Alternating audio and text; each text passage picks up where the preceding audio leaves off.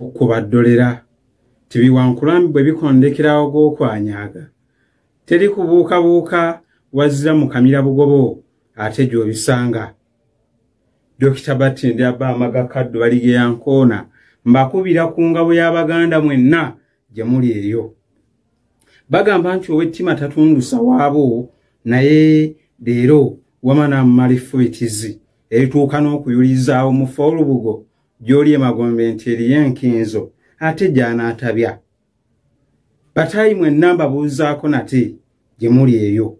Bannange nnyweredde ng'akayinja k'olusozi Nalubaale n'olwekyo tugenda kubeera nga tutambula kinawadda era nga tuli bulembwe. Dr. Batinde Abamaga Kaddu Baligeya Nkoona ate mbabuuzaako nate. Olwaleero ziri nnaku za mwezi 2 omwezi tuli mu gwa mwenda guyita ogwa Mutunda omwaka 2021 kino teri yali akikoze n'omulundi n'ogumu n'olwekyo ndi musanyufu nnyo ebitagambika nti ate mwatu ate nzasuusa okukikola.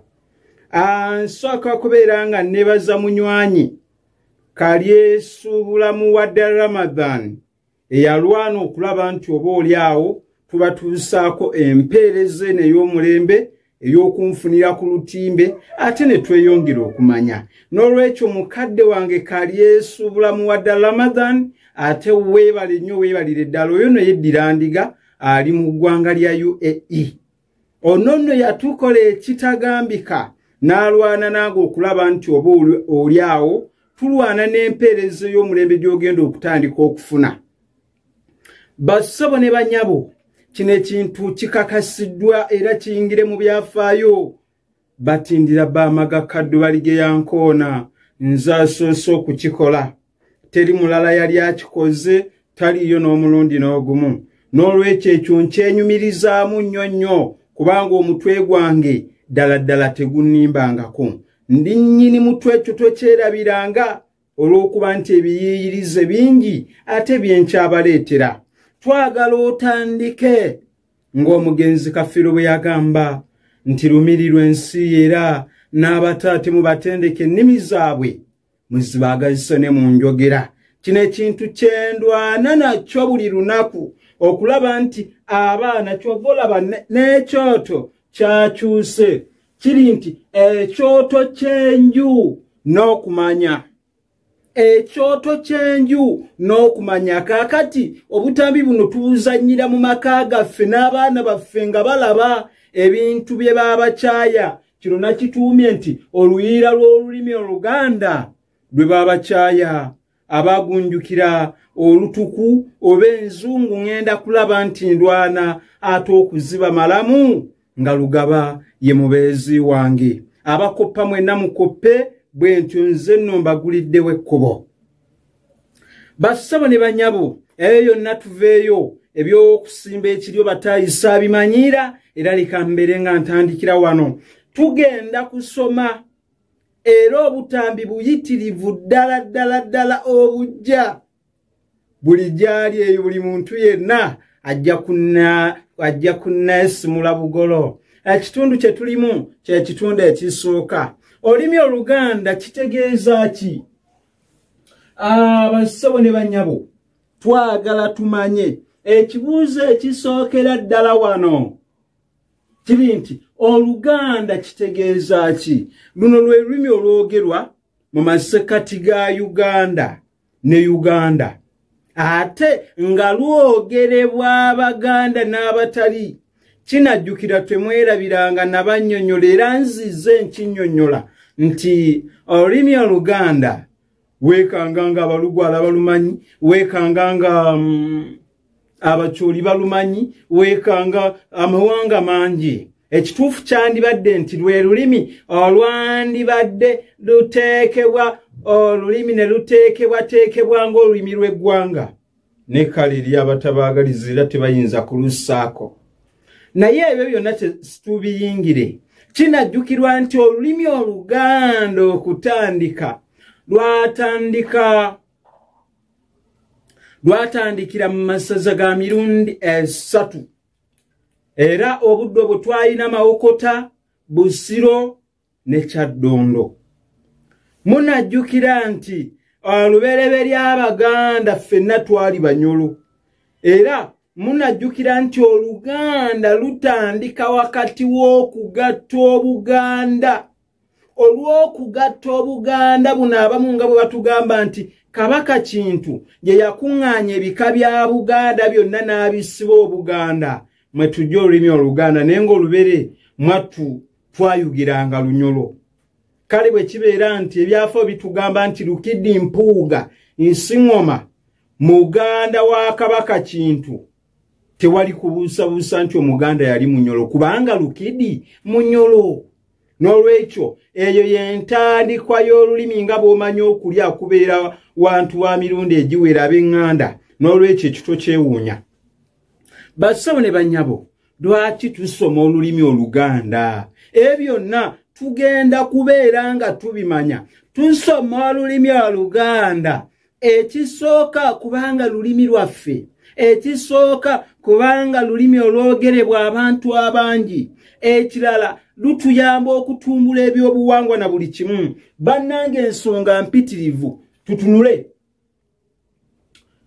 Okumanya Katonda. Tumanya Katonda nga tuyita mu kusoma olulimi Oluganda. Lwaki njogedde ekintu ekyo? Ebitabo ebisinga Evanjiri, Bayibuli, Quran, ebitabo ebisinga byonna biri mu lulimi Luganda. Temulaba nti kale kigwanidde. Ekirala ekyokubira so ne banyabo, okukuza talanta. Teri kubuusabuusa nti omuntu asoma olulimi Oluganda kimuyamba okukuza talanta. Atya wekanga tuyina abaana abamanyi okuyimba, tuyina abaana abamanyi okusoma amawulire n'okukira abo bimuwulira ku mpewo, naye ng'ekituufu kiri nti olumu bali wala, wekanga nga tebalina busobozi. N'olwekyo okukuza talanta, oli ayinza okutandika oba okukuza talanta ye nga musomi wa birango ate mwattu ow'omulembe. Ow'omulembe gogamba nti ddala ono yaliwo.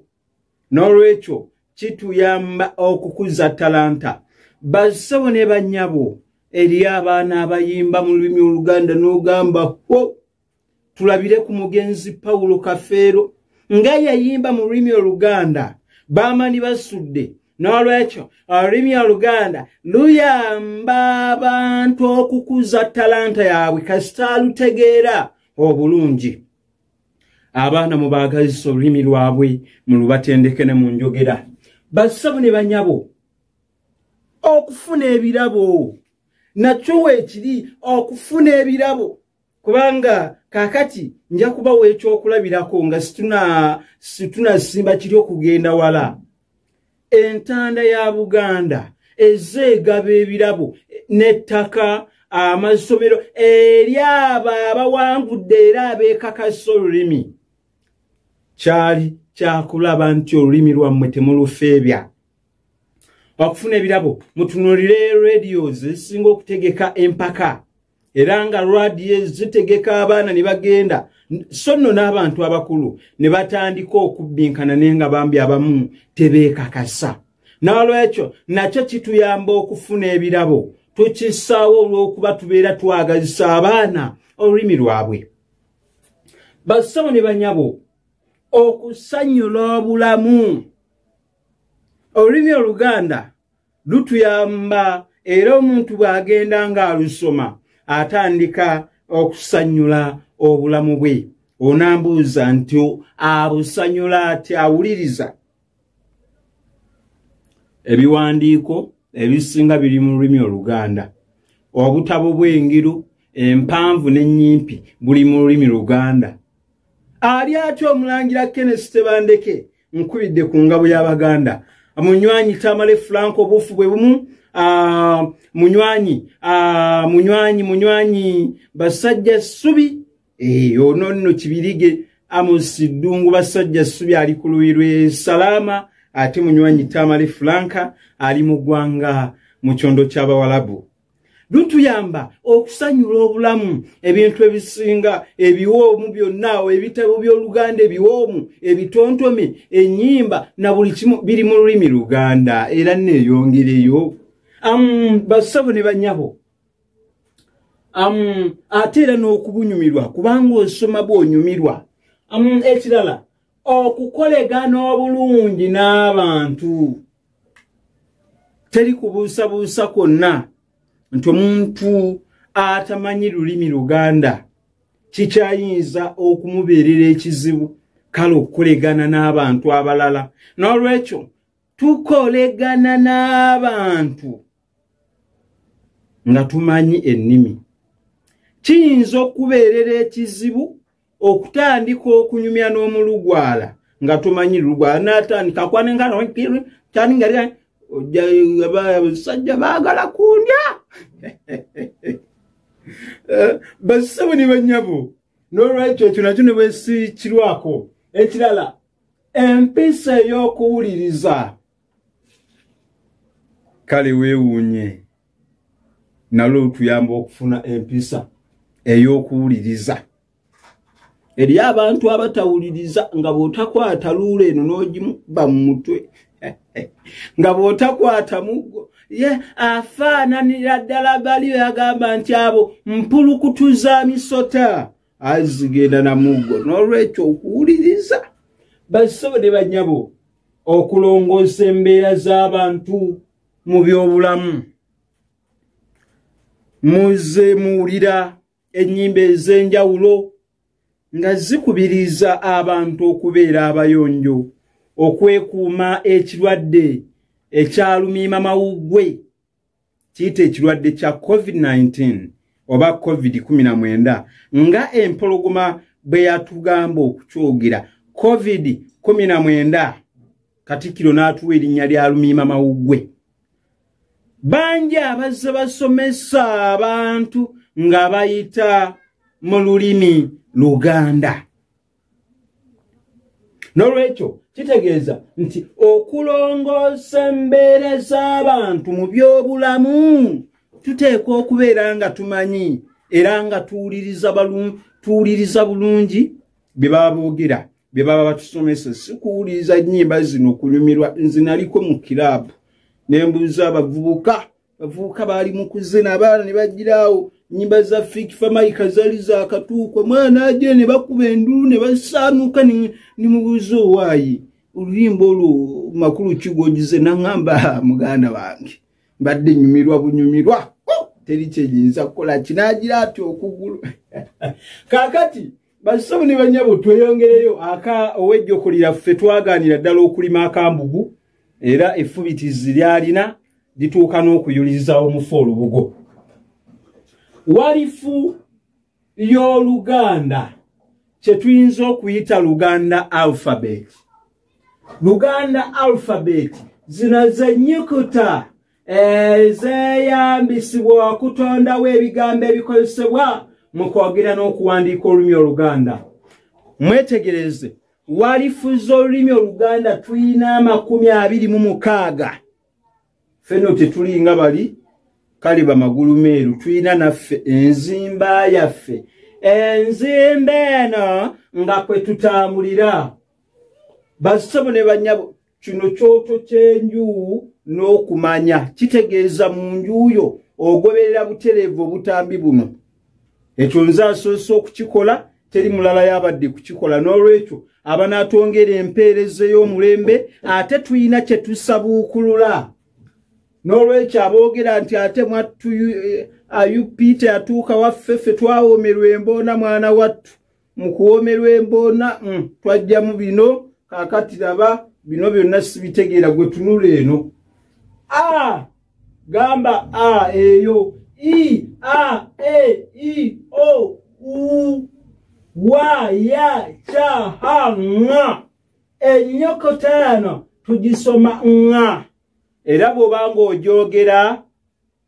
bwe tunaatuuka mu nnyukuta ez'omu nnyindo na ezoogerwa mu nnyindo oba nakinnyindwa tujja kumanya ennyukuta eno mwegwa n'olwekyo A E I o u wa ya cha ha nga ba pa va fa ma da ta la li na za sa ja ga ka enyukuta tugisoma nya tugate nyukuta bili okufunamu eyo nya tugate nyukuta bili latuzawula tugate enyukuta esooka na ne tugate nyukuta eyokubiri ya ne tufunamu enyukuta eno nya buno obusitaze buno buli bubiri waggulu basabo ne banyabo